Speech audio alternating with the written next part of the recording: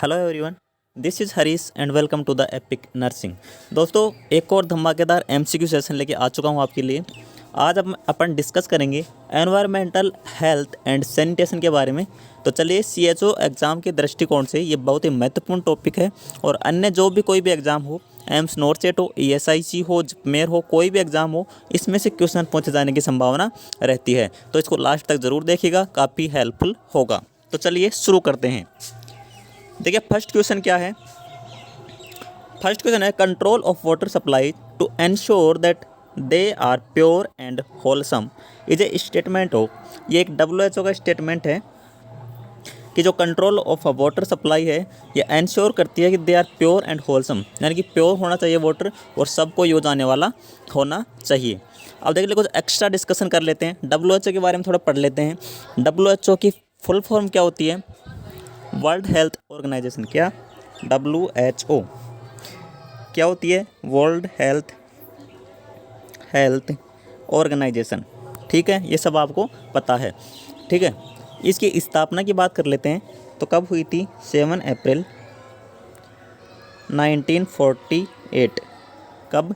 7 अप्रैल 1948 को। और 7 अप्रैल को क्या मनाया जाता है इसके उपलक्ष्य में? विश्व स्वास्थ्य दिवस। क्या? World health day. ठीक है, ये बात आपको ध्यान में होगी। और इसका हेडक्वार्टर कहाँ है WHO का? वो भी आपको ध्यान में होना चाहिए। कहाँ पे है? जेनेवा। जेनेवा कहाँ पे? स्विट्ज़रलैंड। कहाँ पे? स्विट्ज़रलैंड। ठीक है, तो ये काफ़ी डिस्कशन अपन ने कर लिया WHO के बारे में। चलिए बढ़ते हैं नेक्स्ट क्वेश्चन की तरफ। क्या है next question? Production of any object by an individual और institution and all the pollution that object or activity might cause throughout its life cycle comes under the principle of। देखिए, question क्या कहना चाह रहे हैं, ध्यान से समझना। प्रोडक्शन ऑफ एनी ऑब्जेक्ट, किसी भी चीज़ का अपन प्रोडक्शन करते हैं। ठीक है, चाहे तो वो कोई इंडिविजुअल व्यक्ति कर रहा हो या फिर कोई संस्था कर रही हो। ठीक है, कोई भी चीज़ का प्रोडक्शन। तो पॉल्यूशन दैट ऑब्जेक्ट और एक्टिविटी माइट कोज, लाइफ स्टाइल कोज। तो अगर पॉल्यूशन या फिर जो भी चीज़ें उससे उत्पन्न होती हैं तो उस प्रिंसिपल को अपन क्या बोलते हैं, ये पूछा गया है बेसिकली। तो क्या बोलते हैं उसको बोलते हैं principle of cradle to grave. क्या? Principle of cradle to grave. क्या बोला गया दोस्तों? Principle of cradle to grave. ठीक है, ये बात आप ध्यान में रखिएगा। चलिए बढ़ते हैं नेक्स्ट क्वेश्चन की तरफ।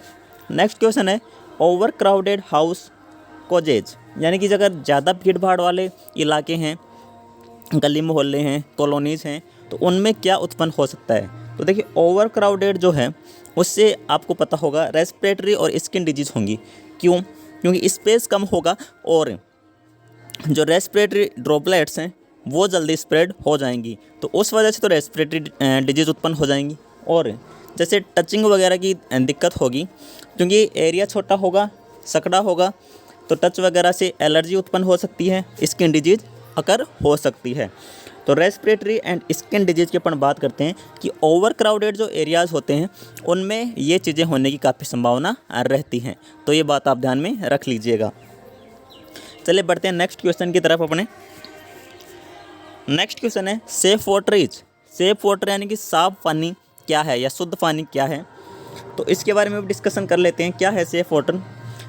Free from harmful chemicals. देखिए, फ्री होना चाहिए हार्मफुल केमिकल, फ्लोराइड वगैरह कुछ उसमें नहीं होना चाहिए, ये बात सही है। प्लीजेंट टू टेस्ट, टेस्ट में एकदम अच्छा होना चाहिए, पीने में एकदम स्वाद आना चाहिए। और थर्ड है यूजेबल फॉर डोमेस्टिक पर्पज़। ठीक है, जब ऐसे अपन पीने के काम में तो ले रहे हैं, और डोमेस्टिक पर्पज़ जो भी अपने घरेलू कार्य करते हैं पानी से, वो सभी करने में सही रहना चाहिए। तो तीन ही चीज़ें हैं, तो ऑल ऑफ द अबव इसका राइट ऑप्शन होगा। क्या क्या? Free from harmful chemicals, pleasant to taste, usable for domestic purpose. तो ये तीनों ही ऑप्शन सही हैं। चलिए बढ़ते हैं नेक्स्ट क्वेश्चन की तरफ अपन। In normal soils the minimum distance between the well and the source of contaminants. अब देखिए, वेल यानी कुआं, ठीक है, कॉन्टामिनेंट्स यानी जो भी गंदगी है, जैसे कुएँ वगैरह हैं, ठीक है, गंदे नाली वगैरह हैं, कितनी दूर होने चाहिए कुएँ, ठीक है। तो कम से कम 15 मीटर दूर होने चाहिए। कितनी दूर? 15 मीटर। ये बात आप ध्यान में रखें, कितनी दूर? 15 मीटर। ये क्वेश्चन पीछे एक एग्जाम्स में पूछा गया था कि जैसे अपन लैट्रिन्स के लिए कुएँ खोदते हैं, वो जो नॉर्मल पानी वाला कुआं है उससे मिनिमम कितनी दूरी पर होना चाहिए।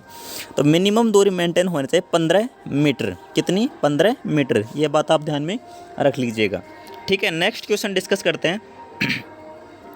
Disease caused by insect vectors specially mosquitoes that breed और feed near water are.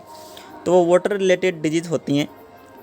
Dengue malaria आप बोल सकते हो, जो पानी के आसपास मच्छर होते हैं उनसे स्प्रेड होती हैं। ठीक है, जैसे डेंगू और मलेरिया हो गया, गंदे पानी में जैसे मच्छर पनपते हैं तो उनको बोलते हैं वाटर रिलेटेड डिजीजेज। ठीक है, नेक्स्ट क्वेश्चन देखिए। सोडीज रिलाइज ऑन, सोडीज एक जाति होती है बेसिकली, तो बैक्टीरिया किलिंग के लिए कौन सी मेथड को यूज करते हैं, तो वो अपन पढ़ेंगे।